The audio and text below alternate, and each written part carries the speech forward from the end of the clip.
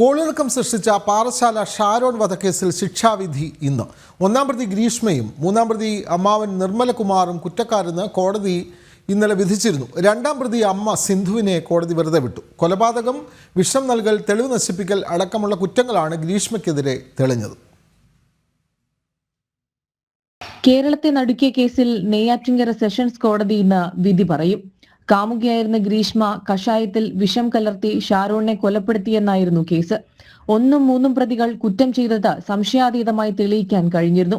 കൊലപാതകം, തട്ടിക്കൊണ്ടുപോകൽ, തെളിവ് നശിപ്പിക്കൽ തുടങ്ങിയ കുറ്റങ്ങൾക്കാണ് ഗ്രീഷ്മയ്ക്ക് ശിക്ഷ വിധിക്കുക. തെളിവ് നശിപ്പിച്ചതിന് അമ്മാവൻ നിർമ്മൽകുമാർ നായരെ കുറ്റക്കാരനെന്ന് കണ്ടെത്തിയിരുന്നു. തെളിവുകളുടെ അഭാവത്തിലാണ് അമ്മ സിന്ധുവിനെ കേസിൽ നിന്ന് ഒഴിവാക്കിയത്. ഷാരോണിനെ ഒഴിവാക്കി മറ്റൊരു വിവാഹം കഴിക്കാൻ വേണ്ടിയാണ് ഗ്രീഷ്മ കഷായത്തിൽ കളനാശിനി കലർത്തി നൽകിയെന്നാണ് കേസ്. ഷാരോണും ഗ്രീഷ്മയുമായി വർഷങ്ങളായി ബന്ധമുണ്ടായിരുന്നു.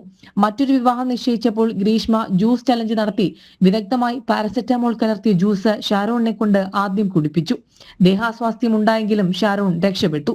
പിന്നീടാണ് പളുകിലെ വീട്ടിലേക്ക് വിളിച്ചു വരുത്തി കഷായത്തിൽ കീടനാശിനി കലർത്തി കൊടുത്തത്.